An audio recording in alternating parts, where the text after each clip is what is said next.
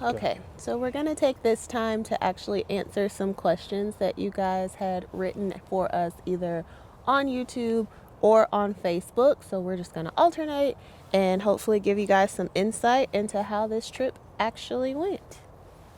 Yeah, so I'll go first. This is from Carolyn Strong, your mom. Oh, look at that. She says, "What will you do if it rains or snows?" Whew. So when I originally booked this trip, there was no rain or snow in sight, or I guess in a foreseeable forecast. And then, we got here, and the day before it just started raining. Then all of a sudden it was a tornado watch. So we weren't necessarily planning on it. Now, when I looked the week before, it said it was going to be really cold. It said it's going to be about, between 25 and 35 degrees at nighttime. So I was more prepared for trying to get things warm for Camille. So that's why I ended up getting the heater. I made sure the sleeping bag we got, was the best you can as far as like quality. So make sure it's like rated for like 0-degree weather, because I want to make sure she's warm.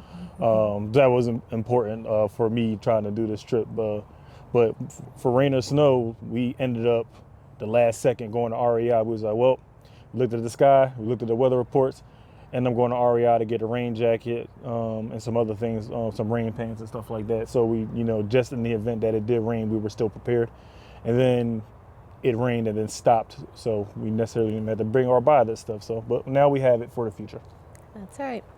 So similar to that question, Monique asked on Facebook how we dealt with the weather in terms of sleepwear. So like Aaron said, the temperatures weren't as cold as we expected, but they were still pretty nippy. I mean, nobody's willingly sleeping outside when it's 40 degrees feeling like 30 something. So layers were definitely important. I didn't have on thermals per se, but I had on something similar. So I had on some thick leggings and a thermal long sleeve shirt. And then I actually went and bought some thick, they call them cabin socks, but they've got like fur on the inside. And that's what I put on my feet to keep my toes warm. I kept my gloves on. And then, of course, I slept in a toboggan to keep all that heat in my body. And that was all I needed. When I first got in the bed, I had on an extra layer. I had on like a waffle knit over my thermal, and I got hot.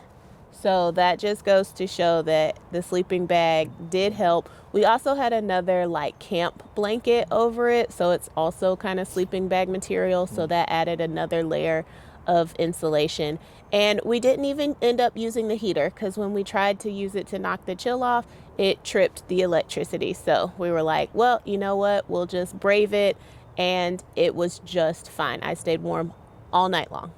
Yeah, so it tripped because I don't know if it tripped because we had too many things connected to our power station, and then the power supply couldn't handle it. So this is a 30 amp, and usually when we go to RV parks it's 50 for most of the things we try to plug into. So maybe that was the reason why. But aside from that, we just kept it off. We did, if it got too cold, we was going to try to unplug all our stuff from the power station and put everything, just see if it works by itself.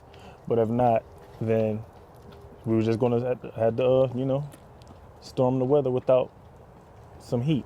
But everything worked out well. And I think it got to about 40 degrees last night.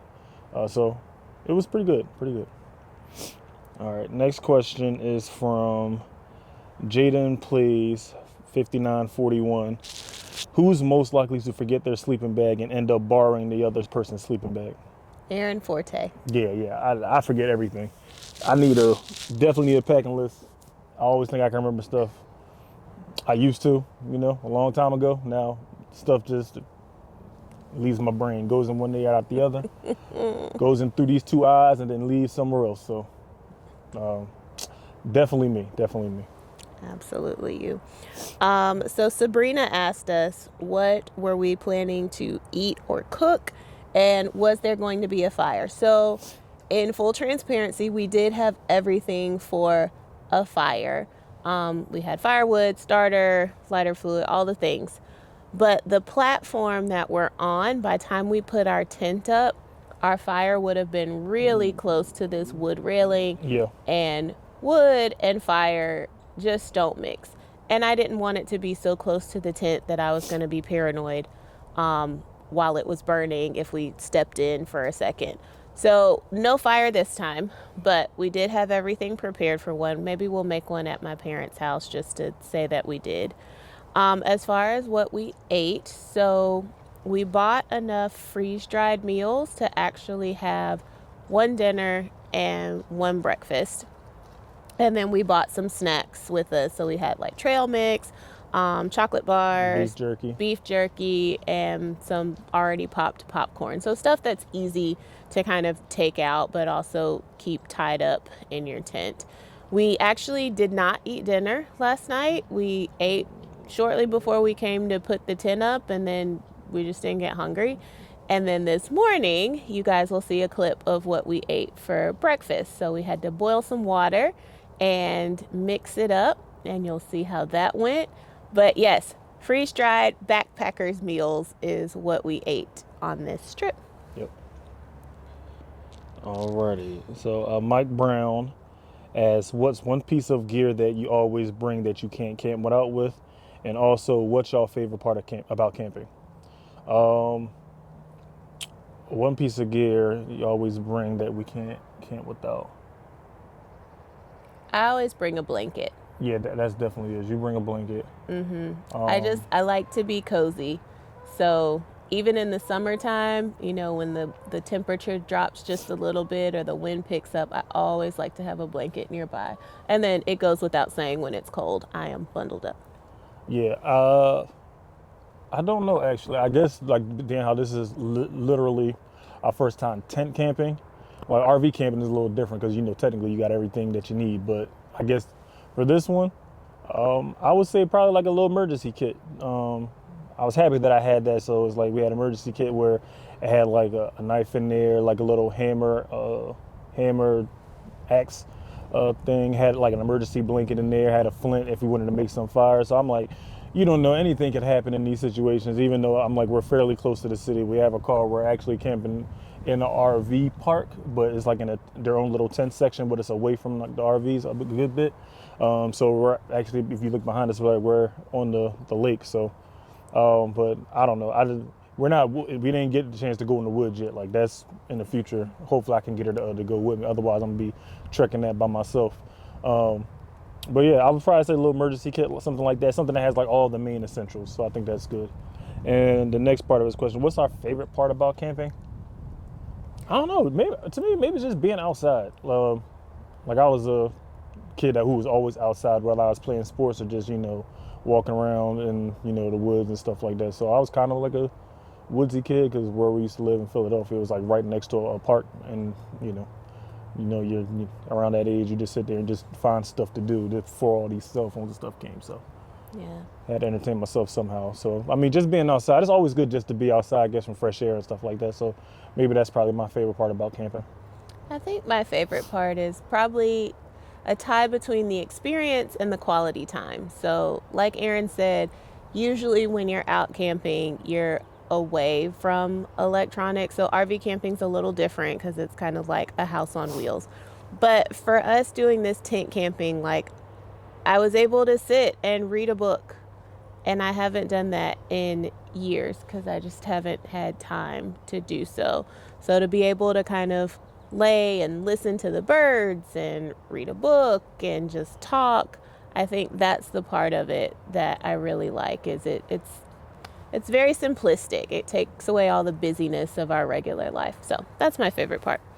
Okay, so Monique asked, who was up on night shift to watch for the critter? So it's funny that she asked this question because Aaron's mom also had the same concerns. Mm-hmm. Who is going to be up? What kind of wildlife is out there, et cetera, et cetera. It's winter. Nobody's out here except for raccoons and possums, maybe a coyote, but there's way too many people. I don't think they would come on this side. Yeah. The bears are sleeping. The snakes are underground.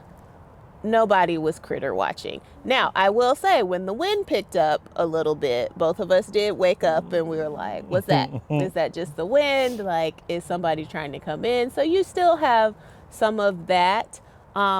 we probably would have been a little more paranoid if we were actually like in the woods Oh somewhere. yeah, definitely. But we're surrounded by people. So we knew that most of the sounds we were hearing were either leaves falling, if anybody was taking an early morning stroll, we heard that, and then when the birds woke up.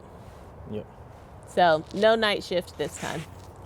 My last question I have for YouTube is, well, it's more of a statement. Said we should do traveling stereotypes. That's actually a good one.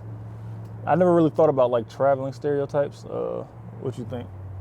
Yeah, we could put some thought into that. I like that. Yeah, I like that. That probably. I a funny know one. we are trying to break some stereotypes about traveling. Definitely. Specifically why we're so focused on getting out and camping and doing this tent camping, because we had quite a few relatives who were like, why on earth would you guys get in a tent and sleep outside?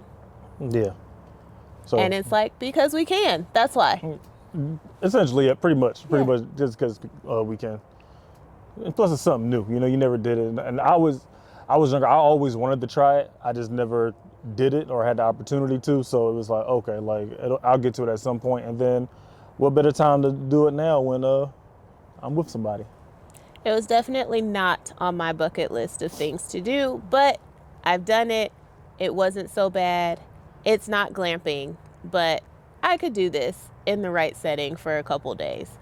I don't think I'll be like backpacking the Appalachian Trail anytime soon, but maybe one day. She will. She likes hiking, so she'll have us out there doing something at one of these times, and we're going to refer back to this point, and I'm gonna say she's lying.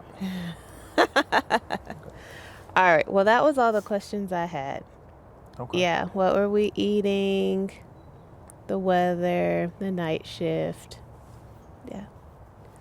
Okay. Well, we're going to wrap this section up. I'm going to finish my coffee,